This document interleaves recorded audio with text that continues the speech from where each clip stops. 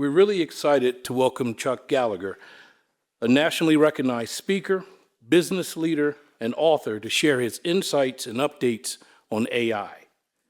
Chuck is an American entrepreneur and has held senior leadership roles, including Senior VP of Sales and Marketing for a public company. He has been featured on CNN, CBS, NPR, and is known for his ability to make complex topics and connect the dots in ways that is both practical and engaging.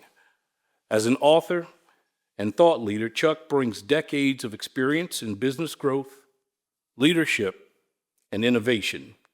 His presentations are described as creative, insightful, and motivating, delivering not just ideas, but real-world applications that audiences can put into use. Please join me in welcoming Chuck Gallagher to the stage.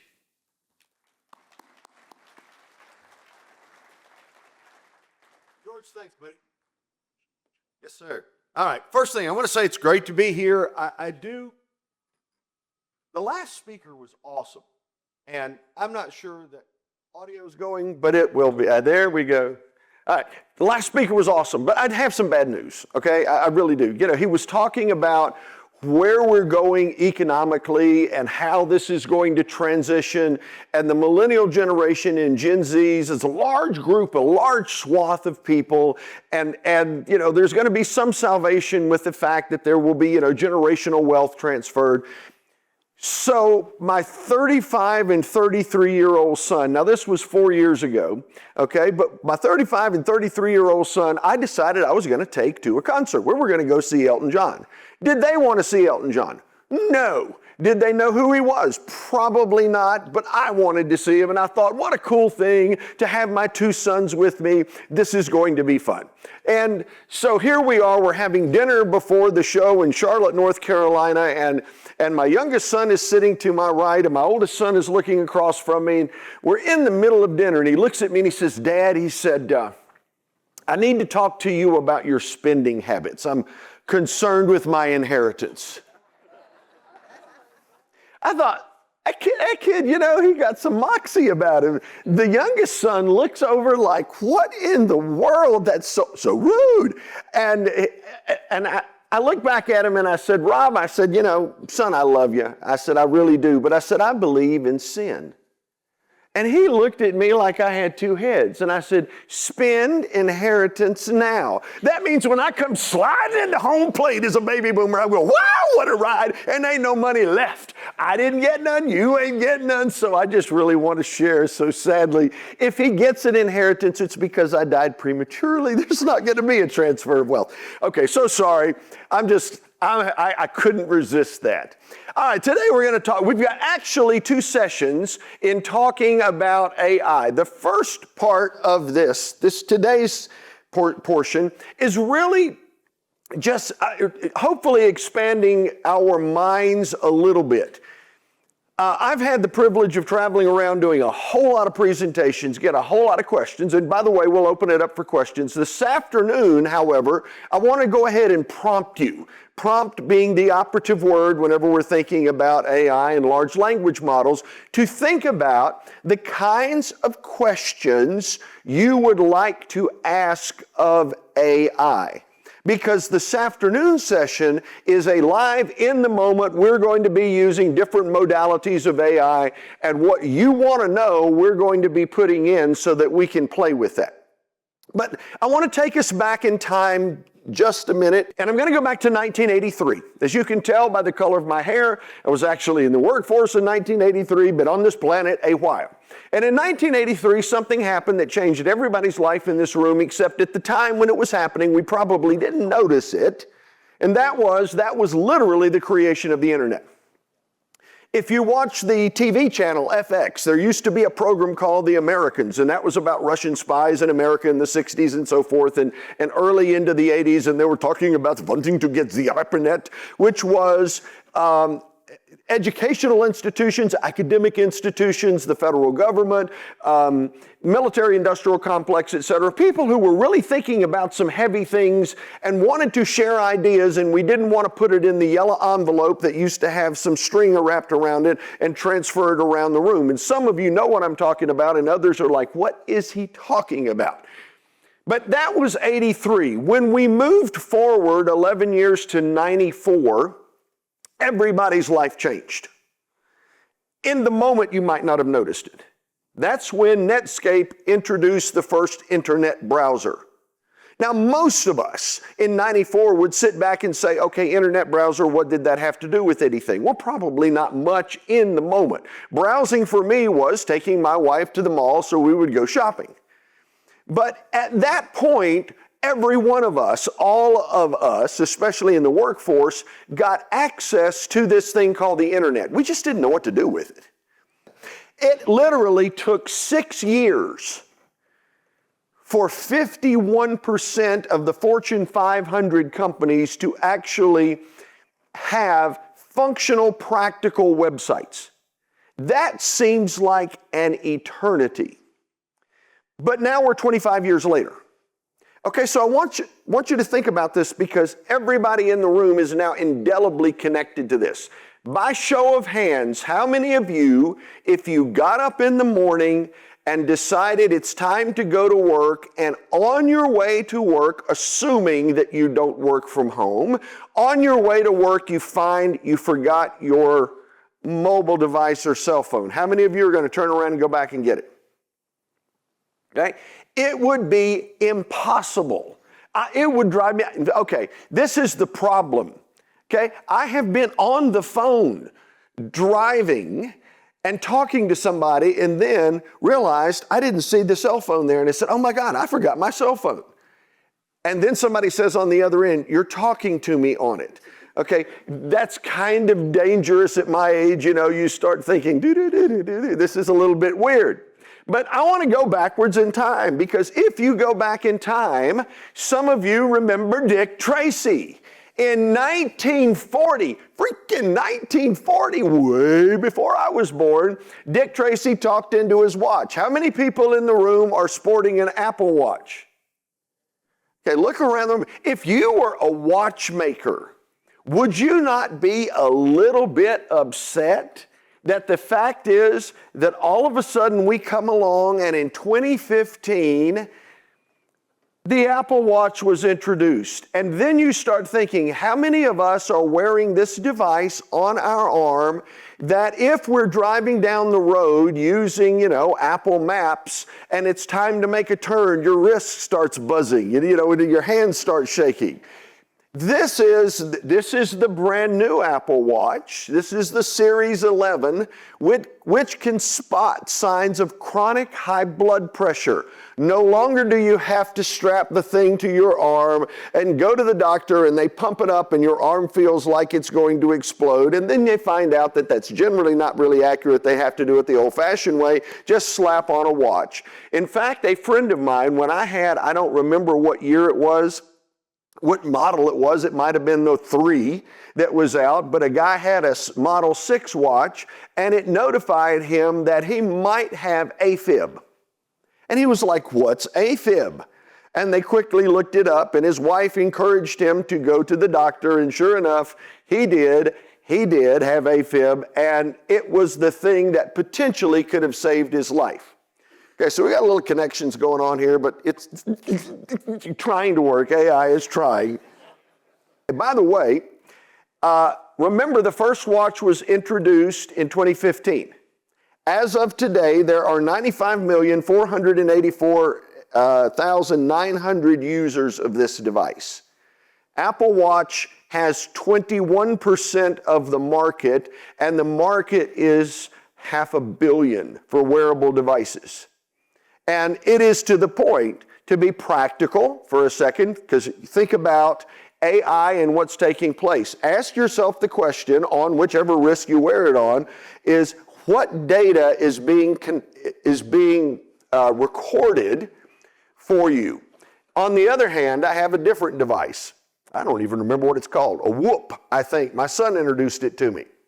And the reason it's on my wrist is because I went to the doctor. They said, you have borderline high blood pressure. You need to be able to measure that. And this has a battery that lasts 3 weeks. So when I go to bed at night, it will measure things and I don't have to worry about charging it every day.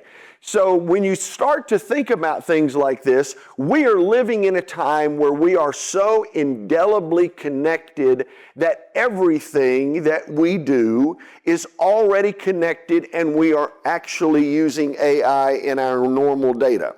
Now, if you could see it, which you'll get back to here in a minute because I know the AV people are going crazy, but think about the Jetsons. Now, some of you in the room are like way too young to know or remember the Jetsons. It was like I did a presentation the other day and I was talking about the fact that I'm a baby boomer. Okay, stop. We had the best music. Let me just say, I know some of you would disagree, but think about it. The Beatles, Led Zeppelin, the Rolling Stones. The Rolling Stones, except for Charlie Waters, still alive. How is Keith Richards on this planet? Okay, it's just a reasonable question.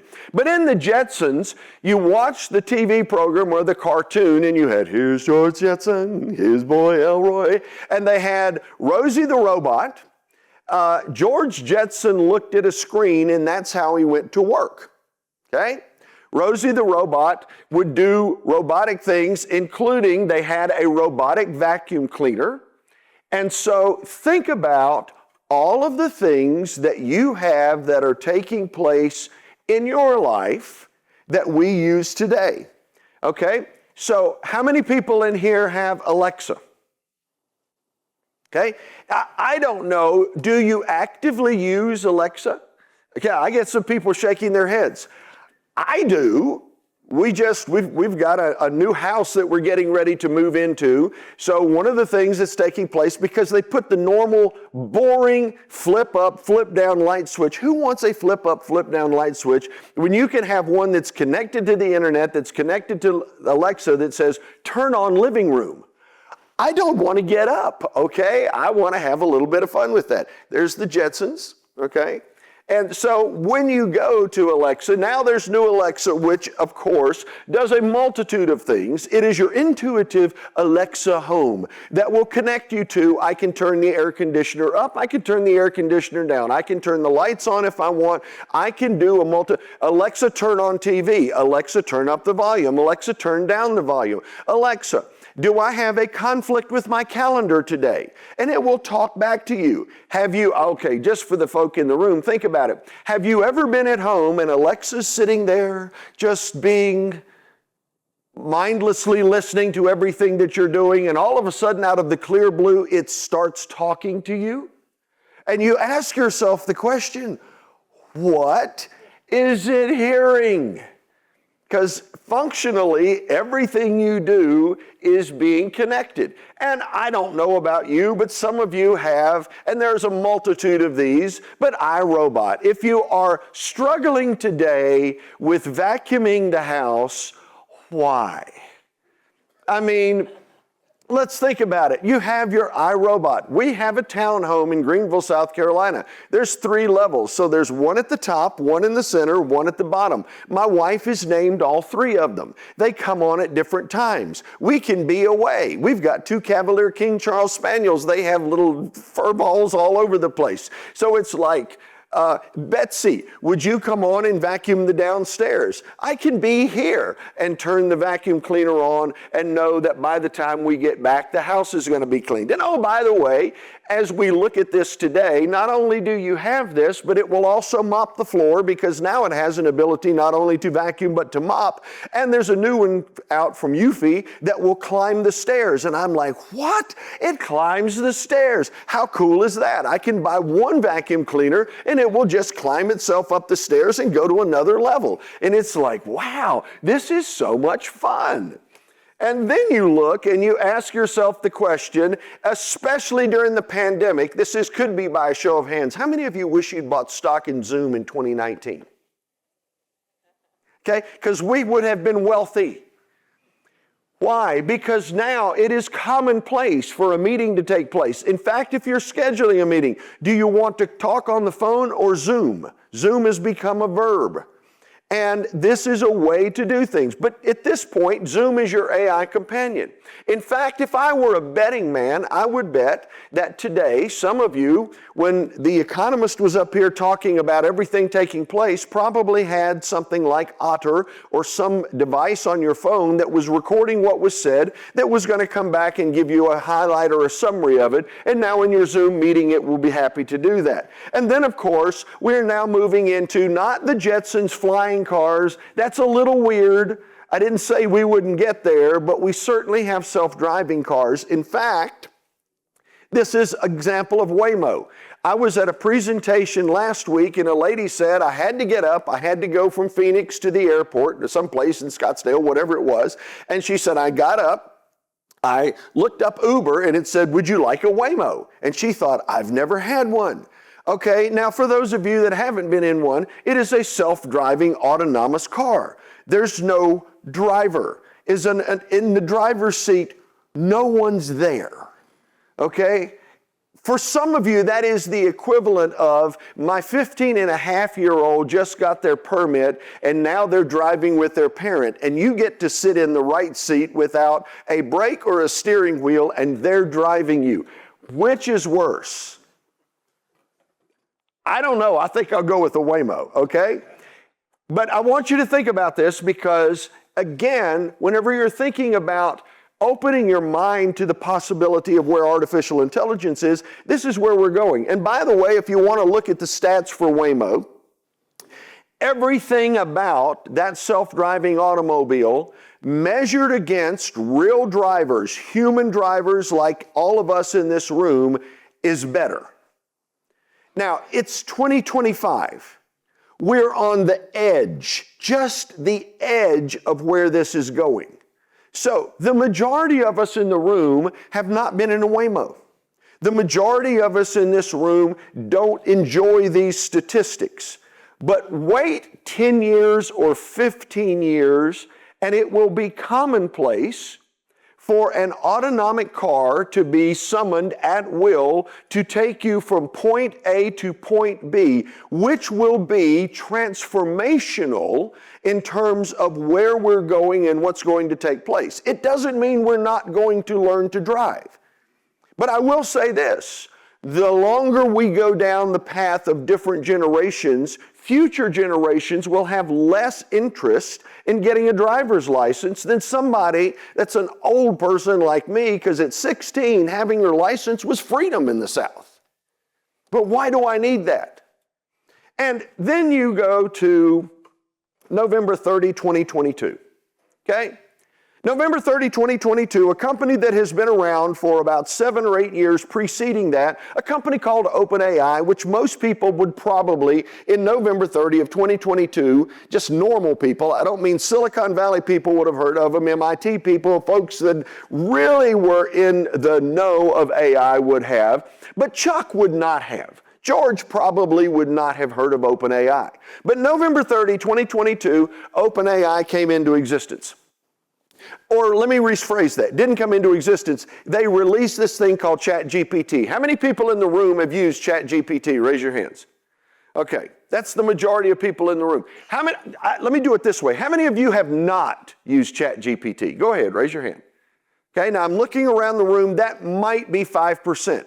I'm going to ask another question. Of those that are using ChatGPT, how many of you are using the free version? Raise your hand. Okay, I'm looking around the room. How many of you are using the paid version? Okay, so at this point, if I were to just take a wild guess from my view, 40% of you are using the paid version, 60% of the free version, and about 5% of you have not used this at all. Okay, now, OpenAI on November 30, 2022, when it was introduced, wondered, because they did not do a big splash about this, they wondered how many people, if there was no splash, would use this. They estimated 10,000. But they carved out enough computer space. Will be a term you'll start to hear more and more. It's called compute.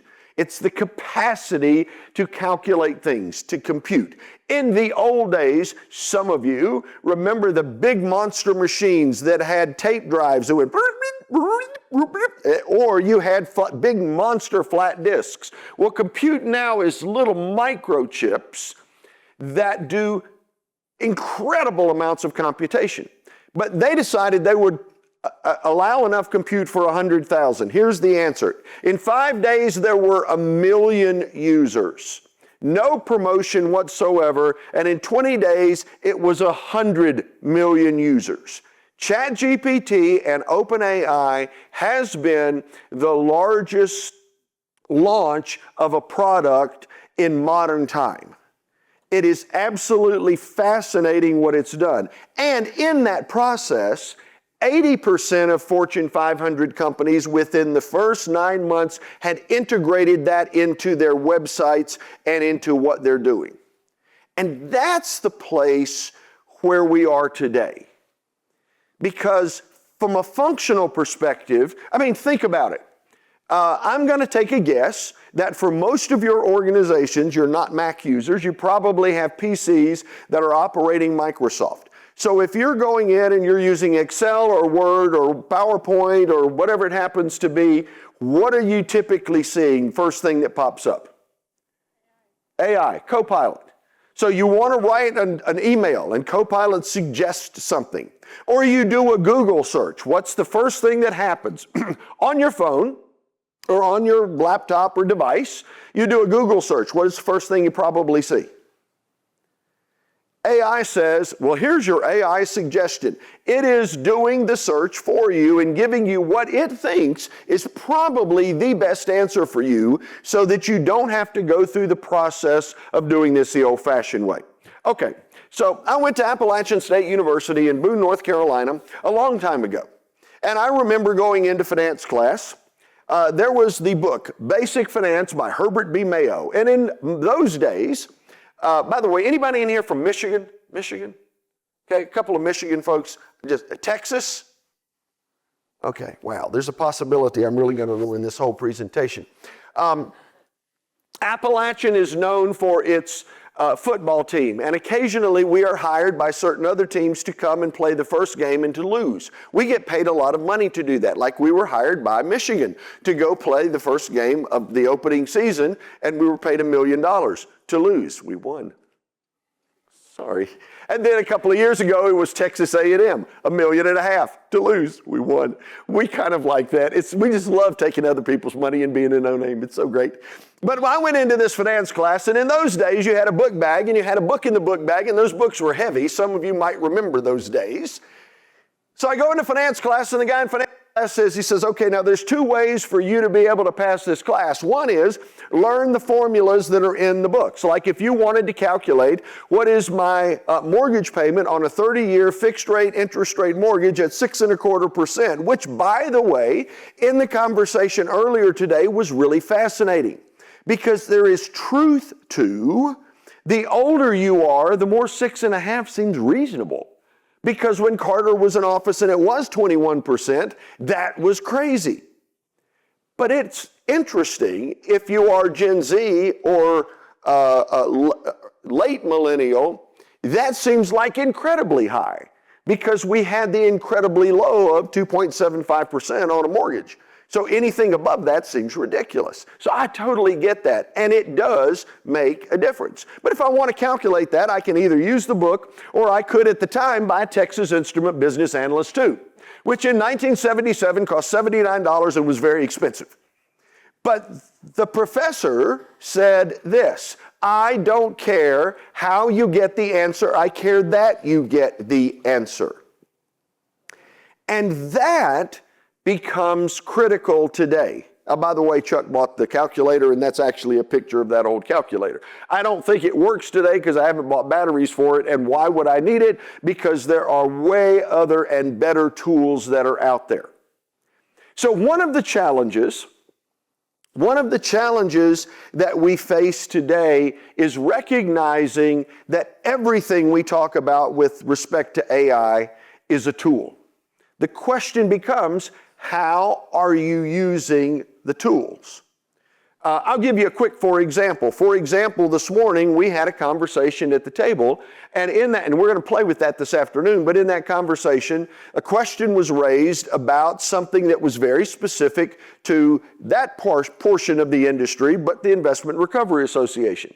And we were talking about it, and his response back was, well, I really didn't get a great answer. There was stuff in there that wasn't totally accurate. And so we're going to play this afternoon because the question was asked of ChatGPT, and I think it was Grok, but ChatGPT asked XYZ question, but it was the free version. So let me stop for just a second because I want to address, if we're going to be working today with AI and where it goes, there's a couple of things, and I'm an opinionated guy, so I'll just go ahead and say that on the front end, but the free version of any of this, Perplexity, Google Gemini, ChatGPT, Claude, 11 Labs, HeyGen, etc., the applications that on a practical basis we could use, the free versions are crack. They're designed to hook you in. They are not accurate. They're fun. They're not accurate.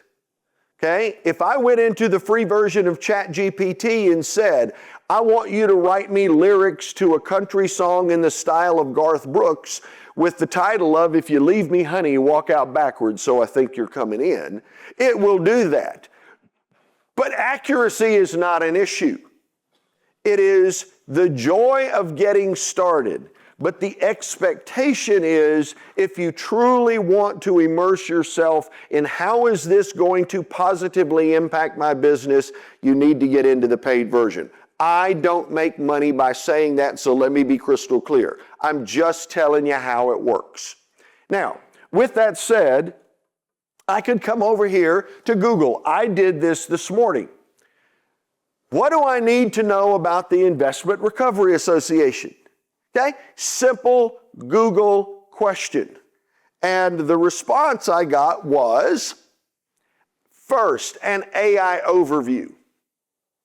So the first thing you're starting to get now is integrated into everything that we do, artificial intelligence, or the programming behind it is designed to be able to give you what it thinks is likely going to be the most reasonable answer to satisfy your needs without having to carry you any further in the process. The Investment Recovery Association, IRA, is the premier organization, some of y'all like this, right? The premier organization for professionals managing surplus and idle assets, providing education, network, and professional certification to maximize value from these assets. It educates on complex investment recovery strategy, including asset evaluation, logistics, compliance, offering resources, CRM certification, et cetera, you see. So think about this for just a second, because for the majority of us, if we went back 3 or 4 years, if we wanted an answer to a question, what did you typically do?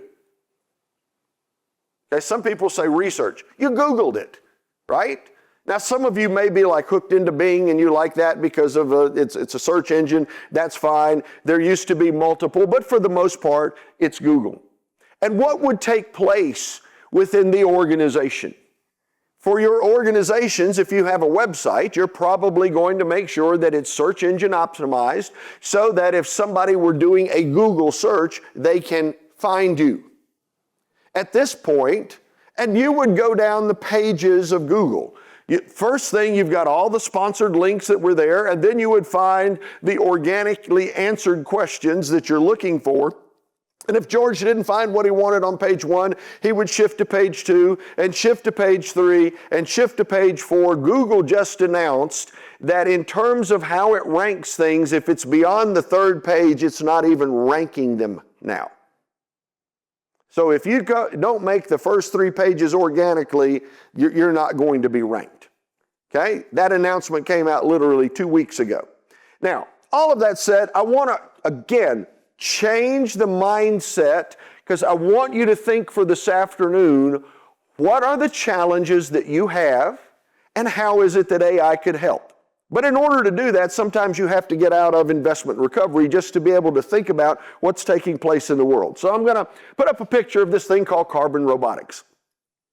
Don't know if anybody happens to be familiar with this. I'm going to take a wild guess in this particular group. The answer is probably not. But here's the story behind carbon robotics. Number one, I was in San Diego at the end of last week. So I'm flying across the country because I live in the Carolinas. So I'm flying across the country, look out the window around Iowa, and I see these monster swaths of land. Okay, now in the Carolinas, if you've got a 300-acre farm, that's big. In Iowa, if it's 10,000 acres, it's okay, whatever. And there's massive cornfields out there. Okay, now think about this with me for a second. You're an Iowa farmer and you're growing corn. Now I use corn because everybody in the room knows what a corn stalk looks like. If you don't, you've been somewhere else, okay? But here's the corn stalk. It's growing up out of the ground. It grows up and it has these little things, and then you've got the corn on it and whatever. You get the idea. But if you're a farmer and you have planted in the spring the corn crop and you see the little corn stalks coming up out of the ground, the one thing you don't want in your field, well, you want corn, you don't want weeds. So how would you get rid of weeds? Well, in the past, you'd go out and buy probably a big John Deere tractor that has two wings on either side of it, a monster container on the back that has, like, you fill it up with a lot of water and then Roundup. Because we all know how healthy that is to be sprayed upon our food. But we don't want weeds. So they're going through the fields, squirting all of this stuff. And of course, Monsanto has genetically engineered the corn so it doesn't react negatively to Roundup, so we can actually eat the Roundup on the corn and supposedly it'd be okay. If you ever have diarrhea after eating tortilla chips, probably Roundup, just saying. But in any event, carbon robotics comes along and they said, whoa, time out. Why does it have to be that way? Is there another alternative? Let's play Star Wars for just a second. Well, what does that mean? So here's this machine, and on the machine on the bottom are sensors, and those sensors can see what's growing on the ground. Now, our eyes have a certain wavelength, like we can't see ultraviolet naturally, okay? But it doesn't have that problem because it doesn't have human eyes. So it's sitting there looking on the ground. And as it's driving down the rows of the beautiful cornfield, if it sees something that doesn't look like a corn plant, there are lasers on the bottom. It's like whipping out its lightsaber, and it just shoots all the weeds. And you ask yourself the question, wait a minute. It doesn't make any difference whether it's daylight or dark, because light or dark doesn't mean anything to its sensors. So it can run 24 hours a day without a human, looking at the rows, seeing weeds as they're emerging, zapping them before they have a chance, spraying no Monsanto Roundup on them. Not that I'm opposed to Roundup, I've used it before. But not spraying any of the weed killer on it, and functionally, whether it's raining or not, it works. So you ask yourself the question, if you were a farmer, which would you rather have? Would you rather spray Roundup, or would you rather have some of these machines that basically can work 24 hours a day keeping weeds out of the field? That's the kind of thing that artificial intelligence has the potential of doing in our lives. And if you switch from that, I'm going to go to STAR. Smart Tissue Autonomous Robot. One of the things that AI is going to dramatically do is it is going to change healthcare in ways many of us can't imagine. But I'm going to play here for just a second. In 2004, when I was a whole lot younger, I remember going to the doctor. She said, your PSA is a little high. As a guy, I said, what's a PSA? They said, it's your prostate-specific antigen. I said, what does that mean? It said, it means you're going to a urologist. For the guys in the room, you understand that is not a joyful experience. Because for most of us, when we go to the urologist, that means they're putting on a glove. They pop that blue glove, put some goop on it, and then tell you to bend over, which is less than an exciting experience. Just saying, so we're crystal clear. Ladies, y'all in the room accustomed to being probed because you have babies, but we guys are not. Did not enjoy it. The guy does this thing. He says, I'm going to have to do a biopsy. I said, does it hurt? He said, no, it's just the sound. That's a lie. Okay, I'm just going to tell you, I don't care where it is. If somebody's taking a needle, sticking it in your skin and pulling stuff out, and they do it 21 times, that man lied. I need to speak to a urology convention and tell all of them, put us out, give us propofol, knock us out. That would make it a whole lot better. But nonetheless, he comes back and he says, you've got prostate cancer. And I'm like, ooh. At 47, having prostate cancer was not exactly in the deck of cards that I was thinking about. So I immediately began doing research, and I conclude Johns Hopkins is the #1 place for male prostate cancer. And I go there, and they have one of 3 machines in the country that did robotic surgery. But in those days, robotic surgery was done like this. You're laying on a table, there's this big thing over you with 3 laparoscopes stuck into you, and the doctor's over here in the corner with the glasses on and operating like these little joysticks, which caused me concern.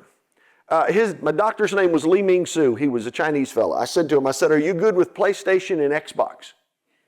He asked me why. I said, because I'm not. My kids are real good at that. I can't play the games. I just mess it up. But if you're sitting over there with like an Xbox joystick kind of thing, you better be good at that because this is my body you're working on. He says, I got you covered. No problem. I do 600 of these. And I was like, yes, thank you. Now, why did I say that? Because now Johns Hopkins has introduced STAR. And STAR is Smart Tissue Autonomous Robot that doesn't require a doctor. It does the surgery better than the physician doing the surgery. Because if I had to connect, I'm going to make it simple for me because I'm not a smart man. I feel like Forrest Gump. But if I had to connect 2 arteries, somebody's got to stitch it to make sure that it works together. Or if you're connecting part of your intestines, somebody's got to stitch that back together. Smart Tissue Autonomous Robot will actually do that better than the doctor who is physically sitting there that has the capacity to physically be able to do that. And then I'm going to switch gears and I'm going to go to Clearview AI. There is a book over here, it says Your Face Belongs to Us. Whether you like it or not, everybody in this room is in their database. How many people, who does not have a driver's license in the room? Okay, nobody. Or in the age of ice, don't want to admit it, just saying, but everybody's got a driver's license. If you've got a driver's license, that driver's license is now connected in the Clearview AI system, which means our faces are part of that database. And let me be practical for everybody here, because we all, for the most part, have come from other places. If you flew here through the Denver airport, ask yourself, how many times and how many places were you photographed? Was your image captured?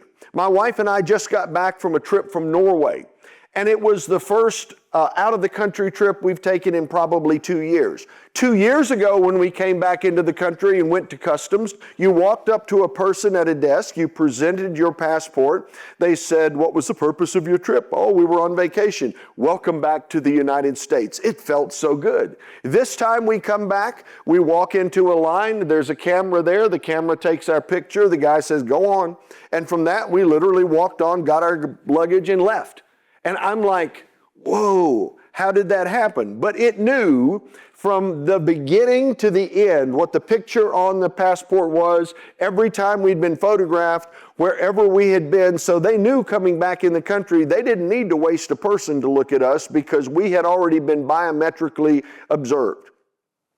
So this, by the way, happens to be predominantly available to law enforcement and governmental entities, some hospitals, etc.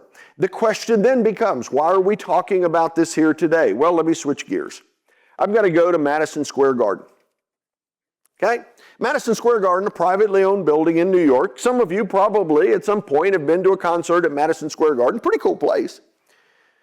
But in New York, I wouldn't say unlike the Carolinas, but probably a little more. If you're walking into Madison Square Garden, you got a ticket to see Billy Joel, and you're walking in and all of a sudden you trip a little bit and say, oh, I'll pull my back out, that's a lawsuit. And the owners of Madison Square Garden, not long ago, decided we're tired of being sued. It's not fun. So here's what we're going to do. We're going to look over the past 30 years and ask ourselves the question, who has sued us? What law firms have brought suits against our fine establishment, Madison Square Garden? So if you think about it, you probably have Connecticut, you probably got New Jersey, you've got New York, there's probably some ancillary states where the law firms are. And if you're a law firm, what are you probably going to do on your website? You're going to post the pictures of the partners and the associates, etc. If you're Pearson Spector Lit, you know you're going to have plenty of pictures on the site. Some of you know who I'm talking about. That's the famous, infamous law firm, yes. And some of you, if you don't, you need to watch on Netflix the program Suits. It's really fun. It's quite entertaining just in case. But if you're one of the attorneys or one of the associates and you happen to be on the website, here's what happens. They took all of that data and fed the data into their AI computer and said, here's what's going to happen. You buy a ticket to see Billy Joel. So you step through the metal detector as you go in, because most places now we go, you're stepping through a metal detector. Okay? You step in, 5 steps in. It has taken your picture, looked at the database to find out if, in fact, that picture matches the database. What's your name, sir? Martin? Okay. Martin's picture pops up. They say, do you work at Pearson Spector Lit? And he said, well, I did. Let's play it out, I did. I'm sorry, you're not allowed in here. Why am I not allowed in here? I bought a ticket. See, I've got this ticket. It's on my phone. It's one of those Ticketmaster tickets. It goes, you know, right? Because that way you can't reproduce the ticket.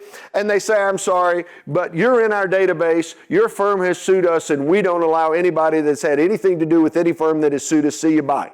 Take it up with Ticketmaster, because they owned the building. It is data. The question for most of us becomes, how do we use data? So I'm going to completely change the picture here. And you'll notice this is the shampoo aisle of a grocery store. Okay? Shampoo aisle of the grocery store. In the audience, let me ask this question. In the family unit, who typically buys shampoo for the family unit? Okay, now you're a fairly quiet group, but off the front, there was one lone man that said, a woman. Truth is, 82% of the time, females buy shampoo for the household. In some cases, that's because they have more hair. I used to have a 4-head. It went to a 5-head, 6-head, 7-head. Yours has migrated really well, okay? Not nearly as much shampoo needed for you and George, I'm just saying. But typically, ladies buy shampoo. All right, so we do consulting work, and we were consulting with this grocery store. And one of the things relative to AI is, where is your data? What is the data, and where is that data? So in a grocery store, I mean, if you think about it, I'm going to pick up this for just a second. I got to make sure I don't break this, because this looks really nice. But let's assume this is the liquor store and this is full of bourbon. Okay, so if I wanted to buy it, what would happen? I would either take it to the self-checkout line and go, boop, boop, and it would scan it, and eventually I would pay for it.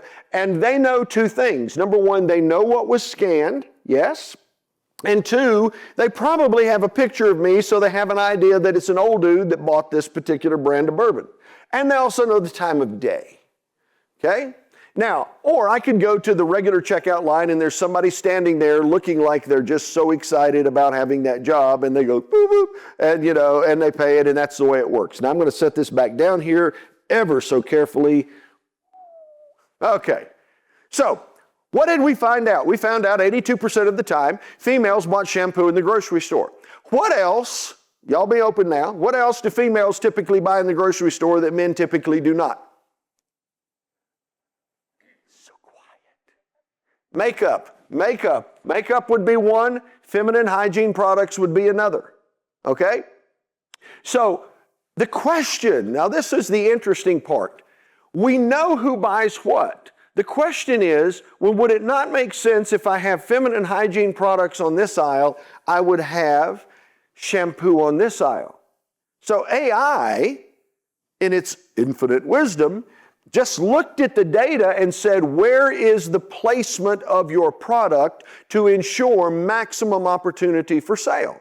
So what did we do? We moved the shampoo aisle here, the feminine hygiene product aisle here. So when women went down, they were buying one or the other. Shampoo sales went up by 21.7%. Now that's interesting. So the question then becomes, what data do you have, and how do I improve the probability that in investment recovery, I'm going to get the best price for that particular piece of data? Oh, by the way, another side note, I know you all don't care about this. I can tell by the look on your face, but let me just share this tidbit with you. Men on Fridays from 5 o'clock till 11 o'clock buy more diapers than women. I know you're sitting there thinking, I went to the Investment Recovery Association meeting and I learned something that had no value whatsoever to what I'm doing.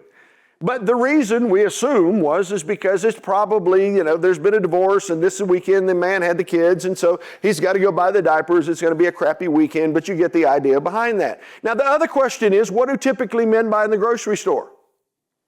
Beer. I've never had anybody miss that one. That one is so obvious. So what did the grocery store do? On the end cap, the cap on the grocery store, before you go down the aisle, they went to Anheuser-Busch and they went to Michelin and said, who wants to pay for the real estate? Because in the grocery store in Barnes & Noble, it's real estate. It's not the sale of the book. It's where it's placed that they make money. So Anheuser-Busch won, and guess what? Men would come in, pick up a 12 or 24 pack, and then they'd go buy diapers and they would leave. And at 11 o'clock at night, they changed the end cap back to something feminine. So the next day when ladies came in to buy diapers, they would buy what they wanted. But on Fridays, beer sales went up because they knew the data behind that. Okay, that said, I want to go with a live example. So bear with me a second. We're going to absolutely get out of this. And let me come over here to ChatGPT. All right? Now, you all know I am not in your business. So we're going to play around a little bit, and I'm going to dictate my prompt. Let me start with, a prompt is, what are you asking it to do? The better the prompt, the better your output. But I'm going to start with as much as I know, and again, being Forrest Gump, it will not be the most eloquent prompt. I am a public utility that buys pickup trucks for our fleet, and the average pickup truck probably has a useful life of maybe 8 years, and at the end of 8 years, it is slap wore out. So I need to know when in the life of that pickup truck would it be optimal for us to dispose of the truck so that we get the maximum value for the truck that we can apply toward the purchase of new vehicles or replacement vehicles, instead of waiting until it's slap wore out when I can only get cents on the dollar and it may not make the most sense. Help me out with that. All right, now I want you to notice it was a conversation, right? I'm not trying to make this too hard. So it wrote what I spoke. And by the way, that is fractured Southern, just so you know. Okay, so let's see. Great, you're thinking like an asset manager instead of just a fleet operator. Here, how to approach this strategically. And it is going now to talk about the process of this. Now, while it's doing this, let me share with you, there's probably an algebraic equation somewhere that's going to make this really work out. But look at me. Do I look like the kind of person that could figure that out? No. So, We have practical benchmarks, 3 to 5 years, 60 to 100, 5 to 7, 150, 7 to 8, 200. The cost model, okay, compare replacement scenarios, choose the lowest cost, strategic considerations for utilities, resale market timing, standardization. Okay, this is getting like heavy for me. It's a lot of things that I understand, but I like the end. Would you like me to build you a sample TCO calculator so you can plug in your fleet's purchase price, miles driven, maintenance, and resale values to see the break-even point for your trucks? Oh yeah. Makes me so very happy. Hit me with your best shot. I do like talking to it to have fun with it because it's not going to talk back to you. Okay, so it's coming along. It's starting to give me this. It's going through the average computations, resale at certain times, resale at 8 years, calculate depreciation. It's going through the depreciation computations. Keep in mind, I'm just moving through this fairly quickly. The point being, I don't have to be particularly smart. I have to be smart enough to ask the question that I don't know the answer to. Okay? So then it starts giving me comparison tables. In this example, replacing at 4 years looks best financially, but replacing at 6 years may balance cost and practical fleet longevity. By 8 years, you're spending more per mile. Would you like to visualize this? Okay, now it can deliver an Excel spreadsheet template or whatever it happens to be. The point becomes you sit back and you think about what are the kinds of things that I want to know answers for that AI can assist with, okay? Now, let me stop for just a second, okay? Because this afternoon, this is all live. We're going live with your kinds of questions. But I want to stop for just a second and ask you, if you had 5 questions, what are some of the questions you'd like the answers to? What?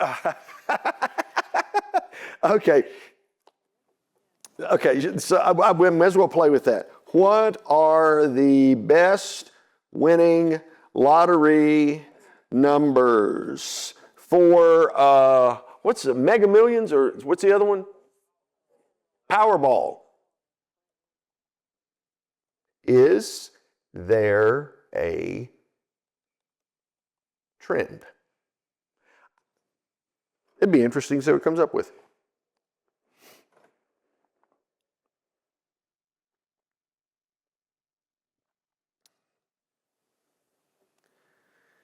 For example, among the main white numbers, some of the most commonly drawn are 61, 23, 21, 33, 68, and 64. Some of y'all might want to take pictures of this, okay? The cold numbers are 13, 49, 26, 46, and 65 amongst the white balls. The Powerball, 4, 21, and 24. Most overdue numbers that haven't been drawn in a long time, sums and ranges, what people sometimes try but don't rely on, best winning numbers, et cetera, et cetera. Now, it's not going to tell you exactly what to do, but I mean, it is a little bit of fun if you just want to play with asking some of these questions. We've got about 5 minutes. I'm going to switch back here for just a second. So hang with me. And the one thing that I do want to do is before we do our afternoon session, which is live in the moment with AI practical application. So when I'm hanging around here before this afternoon, if there is a question that you've got that you're like, man, I would love that to be one of the things that you play with, well, let's talk about it. But I do want to say this.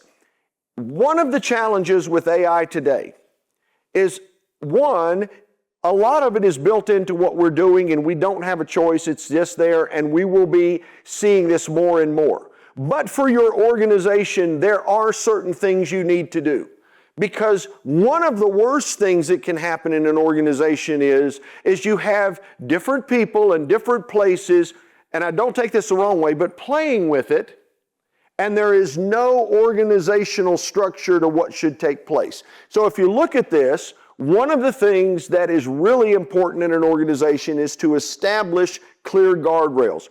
What are our policies relative to using this? For example, a policy might be, if you're going to use a large language model like ChatGPT, it needs to be used in the enterprise version within the organization as opposed to using a free version.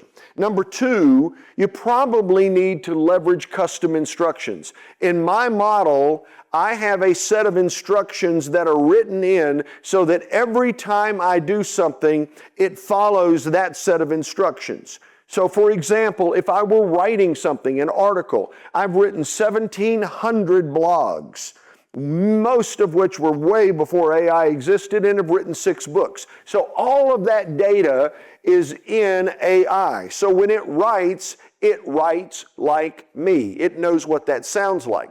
Number two, we need to understand its strengths and weaknesses. There are some things that AI rocks at, and there are other things that aren't so good. So we need to understand that. Also, we have to prioritize data security and privacy. Because from a functional perspective, if you're putting a spreadsheet in that's proprietary to your organization and you put it into ChatGPT, unless you're paying for the version that gives you privacy, it is going to learn from your data, which means you have just functionally made that public. That's the reason that KPMG, the largest accounting firm in the world, spent $2 billion to create their AI platform. And to go back to what the gentleman said earlier today, where AI is impacting jobs, one of the things that KPMG recognized was they can't find enough accounting students graduating from college. Kids don't want that degree now, because you work 60 to 70 hours a week, and they're like, I want lifestyle, I don't want to work like that. So therefore, AI can help mitigate that problem. And last, start with small, repeatable type workflows, things that you can learn from. So in the class this afternoon, we'll be doing a live demonstration, but I want to end with something. I was at a conference, and I opened it up for questions, and we'll have plenty of time for that this afternoon. But I opened it up for questions, and there was a gentleman in the room, and he said, well, I'm just going to tell you something. He said, now you need to leave the other one back up. That's okay. He said, I just want to tell you something. He said, I think this whole thing is wrong. He said, I cannot believe that they cloned John Lennon's voice for a song. He'd be turning over in his grave. He would think this was terrible. And I'm like, well, that's interesting that you say that. The number one pop song, Grammy Award winning, last Beatles song to ever fully be recorded started with John Lennon recording that song or creating the words to that song and the tune to that song on a cassette recorder. And that cassette recorder, brought back to life with the 2 remaining Beatles, created the number one song for 2024. So I will say this. While John may be turning over in his grave, Yoko is laughing all the way to the bank. This afternoon, we're going to have a whole lot of fun with actual applications. So I look forward to talking to you as the morning progresses through noon, so that this afternoon we're going to be live. Talk to you soon. Take care.